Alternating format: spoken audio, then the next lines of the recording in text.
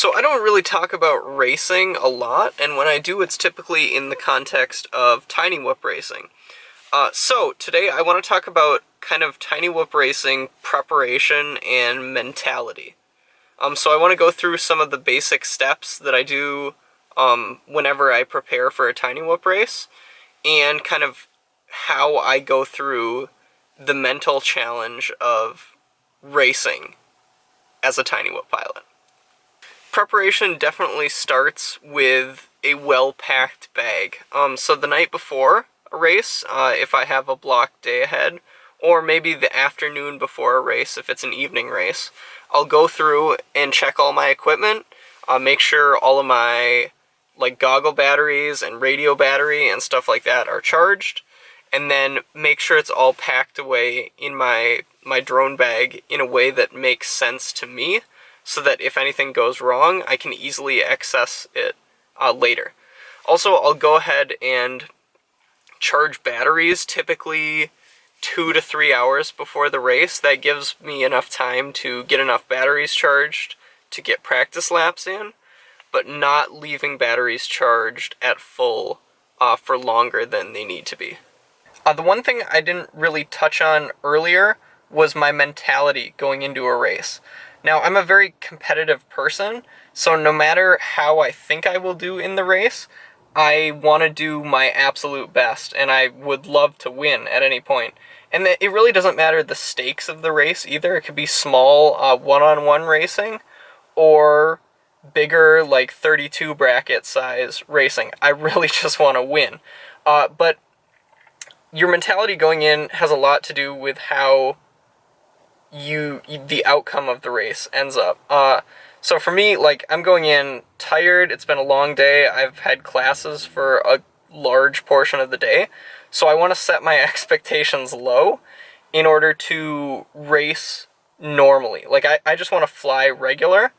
That's kind of my game plan going into this. Instead of setting my expectations super high and trying to clock insane lap times, I want to be really consistent and fly really smooth laps, as that in the past has proven to be a pretty effective strategy for me.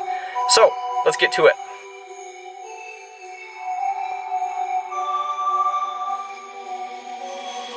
Writers write what they know. Liars write what they wanna show. Singers sing what they told. But I know you got something else to say.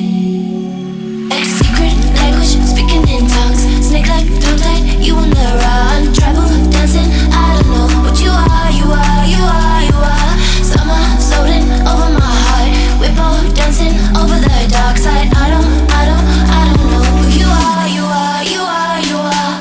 You got letters sprinkled all over your body. If I join up the dots, it makes me feel naughty.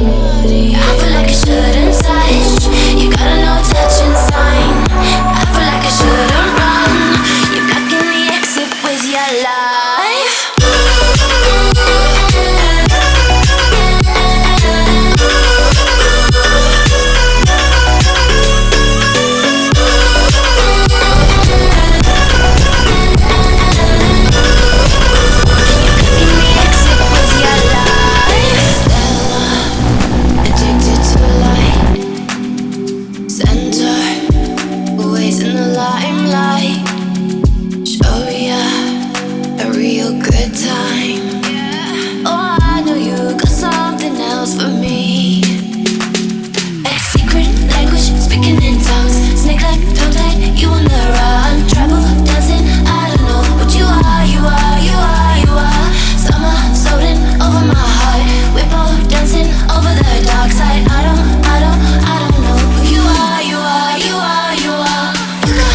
Sprinkle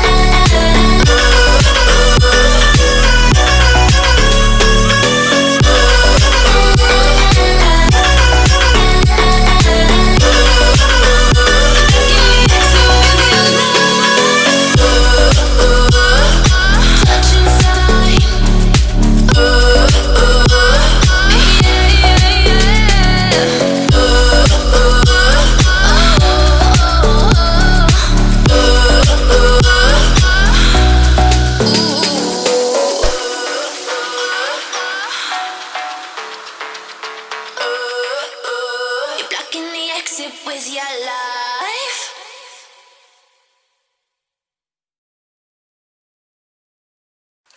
Right, so that's all over now. I don't film a lot during the race because I'm trying to focus on actually racing. So I try to keep the camera off, maybe shoot a little bit of B-roll, but mostly I don't talk a lot during the race because I'm focused on doing well. Anyway, that race was super fun. I definitely had some hiccups. The middle heat, so we raced best of 7, and the third heat, I ended up crashing upside down in a tunnel and got caught and had to spend the rest of the time marshalling myself, basically, on trying to get flipped over and then playing catch up, and that didn't work very well.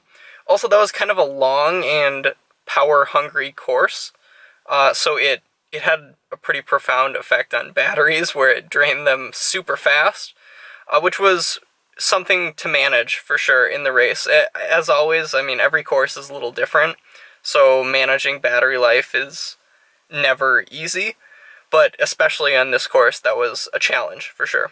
But yeah, I want to thank you for coming along with me and kind of letting me show you how I go through my pre-race and post-race strategy. And yeah, just thanks for watching. Make sure you check out my sponsors as well down below. And I will see you in the next video. Thanks.